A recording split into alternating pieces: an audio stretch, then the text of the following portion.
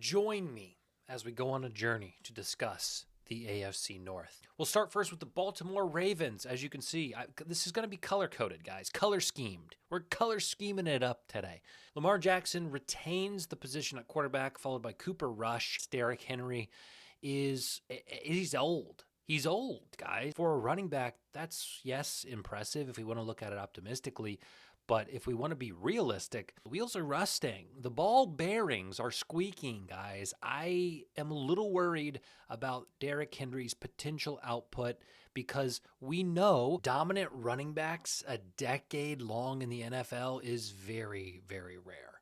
Zay Flowers, Rashad Bateman, and DeAndre Hopkins comes over from Kansas City. If you want to talk about age, well, look no further than Nuke Hopkins. That's probably my biggest question with this team.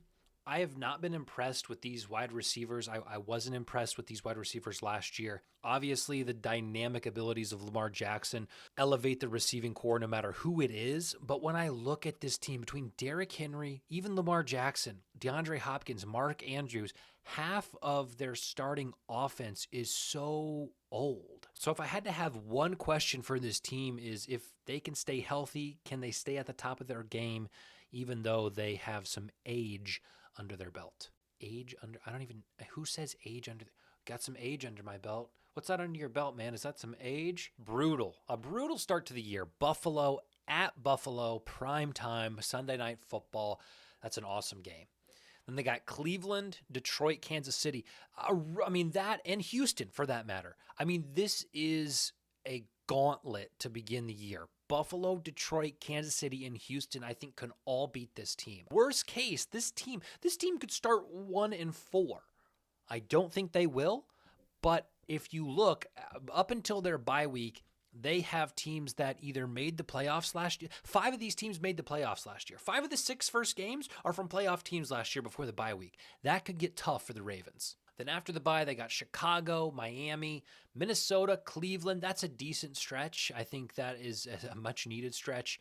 New York. Then they got Cincinnati. The first time they play their division rival, Cincinnati, is not until Thanksgiving. Is that Thanksgiving? Thursday, November 27th? That sounds Thanksgiving-ish. Then they got Pittsburgh, another division game. Then back with Cincinnati, New England, Green Bay, and then finally wrapping it up with Pittsburgh Week 18. Between their age and between the brutality of the schedule, especially beginning the season, then they get an easy stretch, followed by Cincinnati, Pittsburgh, Cincinnati. I am low on the Baltimore Ravens this year. I would look towards betting their under on their total games won. Moving on to the Cincinnati Bengals, the Bengals need a second color because this orange is worse, but then what do we do up here? Black? We just make it pitch black and have the orange behind us? I can't even make this light. I can't make this light black. I can't. Joe Burrow, Chase Brown, Jamar Chase, T. Higgins, Andre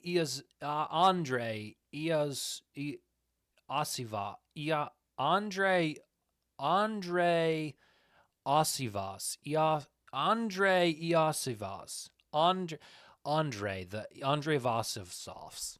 Awesome sauce. Andre Awesome Sauce. Mike Gesicki, Noah Fant. This is a team with skill. This is a team with youth. This is a team that's hungry. Chase Brown obviously came on strong last year with the absence of Joe Mixon. I haven't seen enough that makes me be like, oh yeah, Chase Brown, top 5 back in the league. I know in certain fantasy drafts and best ball drafts, he's going pretty high, and I guess he's probably a recipient of a really solid offense and a productive offense, so that increases his opportunities. But if I have to look for a weakness, yeah, maybe it's in Chase Brown, maybe it's in these tight ends. Noah Fant comes over from Seattle. He was pretty underwhelming. He's been underwhelming his whole career with Denver and with Seattle. I don't know if he's underwhelming as a body, as an athlete, as much as he's just not been utilized. So I think if there's any time for Noah Fant to step up and be relevant in a passing offense, it's with a guy like Joe Burrow. When I look at this schedule, it's very fascinating because this team might win some games. Obviously, if we talk about question marks, last year their defense was abysmal. Their offense put up 30 points. I don't know the statistic, but they put up 30 points. I'll throw it up here because it's relevant. They put up 30 points a lot of their games. And the sad part is their defense allowed 30 points or more quite a bit too. This team should be the favorite to win the AFC North if they have figured out their defense. Cleveland, Jacksonville, Minnesota, Denver, all very, very winnable games. You may look at Minnesota as a playoff team last year. I think J.J. McCarthy is going to struggle mightily this season, and I don't think Minnesota is going to be relevant at all. Obviously, Denver was a playoff team. I think they will regress as well. This team could start 4-0. Then they have Detroit at home. That's going to be a good game. Then they got Green Bay and Pittsburgh. Those should be good games. And then they have two I would call them fairly easy games. We'll see. Again, we're just kind of guessing at this point, but New York and Chicago. So they could go into their bye week, week 10, 7-2. I mean, this could be a 7-2 team at the bye week. Coming off their bye, they got a division rival. I think that'll be good to go to Pittsburgh after the bye week. That's sort of a mini advantage in the schedule.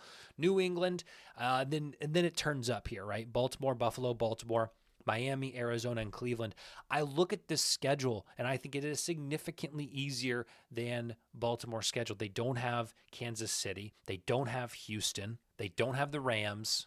And while they do have the Buffalo Bills, it's later in the season when maybe they can establish more of a rhythm. I think the Cincinnati Bengals, if their defense has been figured out, at least a moderate improvement, I think the Bengals win the AFC North, and I think there is value on them to take down the Ravens at the top. The Pittsburgh Steelers come into this season with the most new faces in this division. Aaron Rodgers joins the team. Jalen Warren has been here, but if you'll notice, Najee Harris is gone. DK Metcalf joins the team. Calvin Austin, Robert Woods is new this year, and then Pat Freiermuth, followed by Jonnu Smith. I'll be interested to see, even though Pat Freiermuth is the starter on the depth chart, how often Jonnu Smith is used, and if he will be used even more than Pat Freiermuth. I am not sure. When I look at this team, I am not sure. We saw the Aaron Rodgers experiment utterly fail with the New York Jets, and I don't know if that is a symptom of New York Jets or if that is a symptom of Aaron Rodgers. I think Aaron Rodgers will walk into a Mike Tomlin-led team with a bit more class, a bit more respect than he had with Robert Saleh and the Jets. So I think that will help not only Aaron Rodgers, but it will help the Pittsburgh Steelers play better. But looking at this offense, I don't like DK Metcalf. I think DK Metcalf is vastly overrated. He is a physical specimen beyond anyone's imagination. He was created in a laboratory. But when you think about wide receivers, what do you want him to do? Catch the ball. And DK Metcalf just simply does not catch the ball. And this is not a DK Metcalf rant. This is not me getting something off my chest that I've been holding on for a while. You sure about that? It's just a matter that Aaron Rodgers is going to be very frustrated with what DK Metcalf brings to the table or lack thereof. No one on this team is a Garrett Wilson type of guy, which Aaron Rodgers had last year, and his familiarity with Allen Lazard helped him as well. Oh yeah, and let's not forget Davante Adams. He couldn't do it with two of the best in the game and one guy that he had known for a while. I don't know how he's going to do it with Metcalf, Austin, and Woods. Looking at their schedule, the schedule makers, they just know what they're doing. An immediate revenge game, week 1, going back to New York. That should be very entertaining. Seattle, New England, Minnesota, very, very early bye week. Week 5, it might be the first available bye week that they have. So they'll get things figured out to then face 2 divisional opponents back-to-back in Cleveland and Cincinnati, Green Bay, Indianapolis, LA, then Cincinnati, Chicago, Buffalo, Baltimore, brutal back-to-back there, Miami, Detroit, Cleveland, and Baltimore. Nothing really stands out. I think they have a good mix of easy, hard, easy, hard, easy, hard, and it's kind of sprinkled throughout this schedule. I just am not sure about this team. I trust Mike Tomlin. I respect Mike Tomlin. Mike Tomlin is one of the best to ever coach in this sport, and I think he's under-discussed in some circles. But I look at this schedule, I look at this team, I have more question marks than I have answers.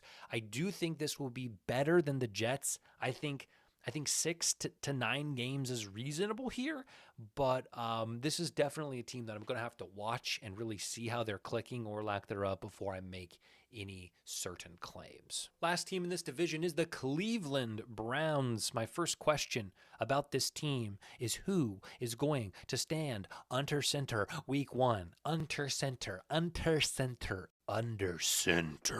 Joe Flacco, Kenny Pickett, Dylan Gabriel, or Shedeur Sanders. Now, obviously, people are going to be talking about Shedeur Sanders as they already are. Here's what I'll say about Shedeur Sanders. If he and his father could just get out of their own way, it would be much more fun to root for this kid. I understand confidence, but the Shedeur Sanders and his family go beyond confidence. There is an arrogance that is present for a skill set that I'm not sure warrants the amount of confidence or arrogance that they have. If we look at what Colorado did or didn't do in the last few years, yes, they changed the program. Yes, Deion brought in guys. Yes, the culture shifted. I understand that. But if you want to look at a win-loss, if you want to look at production, this team was not very good. Shedeur Sanders went something like 500. Before the preseason game, Deion Sanders said, people are going to, let me find the quote. His dad said, he's going to be a problem after tonight. I promise you that. And it's like, they just keep doing it. They just keep saying stuff. They just keep talking. He's going to be a problem after tonight. It's a preseason game against the Carolina Panthers. What do you mean he's going to be a problem? This is going to change. This game in the preseason against one of the worst teams in the league is going to change the trajectory of this kid's career when he's competing with 3 other guys. I get tired of Deion and Shedeur saying things for clicks, because at the end of the day, I think that's what it's about. Now, he looked great. But we have to acknowledge that he looked great in a preseason game against the Carolina Panthers. So I don't know if he's going to start. Joe Flacco still seems to have some juice left in the tank. Kenny Pickett, forget him. Dylan Gabriel, they drafted. So, yeah, I think Shedeur Sanders starts at least 4 games this year. We'll see how he does. Jerome Ford at running back, and Quinshon Judkins, who may be facing a suspension. We'll have to see about that. Jerry Jeudy, Cedric Tillman. Cedric Tillman is your second wide receiver. They do have Deontay Johnson, who bounced around to 3 different teams yesterday. Yeah, he was with 3 different teams yesterday. Last season. Jamari Thrash, I believe, is a rookie. Where did he come from? He comes from Louisville. Okay. Louisville. David Njoku is a dog. Maybe their best pass catcher on the team. I would hope Deontay Johnson gets some reps. Just not very star-studded. Just not really a loaded offense. And when you have a question mark at the quarterback position, when receivers don't have a chance to get into a rhythm with a guy that they know is going to be the day one starter, I think we see that be a problem. We saw it with the Colts last year with Joe Flacco and the Colts and Anthony Richardson. You just there's something about having the guy and being able to rely on the guy, even if the guy's not good. Just familiarity breeds confidence with these people. So if I had a suggestion for Kevin Stefanski, it would be name your starting quarterback ASAP and roll with him until he gives you a reason to not be rolled with. Taking a look at their schedule, Cincinnati and Baltimore in the first 2 weeks, followed by Green Bay and Detroit, Minnesota, Pittsburgh, Miami, New England. Guys, this is tough. Cincinnati, Baltimore, Green Bay, and Detroit. This team could start 0-4, and once you start 0-4, what do you do, right? And I can already see the headlines. No matter who starts, right? They would be smart if they want to preserve Shedeur Sanders. Start Joe Flacco. Make Joe Flacco go out there and lose 4 games. And then call on Shedeur's name when your schedule softens up. Maybe Flacco goes 0-4. And then all of a sudden they say it's Shedeur's time against Minnesota. And it's an early game. It looks like it's a Las Vegas or a Los Angeles or a Los London or a somewhere. It's across the pond. It's at a neutral location. It's in the morning. It's a Germany game probably. It's somewhere, not here. Put Shedeur Sanders in there. Let him get all the limelight, all the attention. Go out and play, big dog. Go out and play. And then they face Pittsburgh, Miami, New England. Maybe Shedeur Sanders can come in and win 3 out of those 4. Go into the bye week and say, wow, this team's 3-5 going into the bye week, but Shedeur's won 3 of those. Come off the bye week, New York, Baltimore, LV. Who says LV? Raiders, San Francisco, Tennessee, Chicago, decent stretch there. Winnable games with New York and Vegas and Tennessee and Chicago. Those can be winnable games. You want the Shedeur Sanders and the Cam Ward discussion. That could be something that people are into. I have talked myself into rooting for Shedeur Sanders this year. I've talked myself into being all over the Shedeur Sanders train. Pittsburgh, that's a brutal end of the year. Buffalo, Pittsburgh, and Cincinnati. So, I don't think this team makes the playoffs. I don't think this team competes, but I think you throw out Joe Flacco for the first 4 games, make him lose 4 games, and you call in the young buck and Shedeur Sanders, make him play 4 games until the bye week, let him win 3, get some confidence, because I think, not that he needs more confidence, but I just think that's the way it should go. I hope you guys like this style better. If so, I will produce. What are we at? We got 2 done, 8, 6 more to do. We'll see. NFL season is fast approaching. We'll see you in the next one. I'm tired.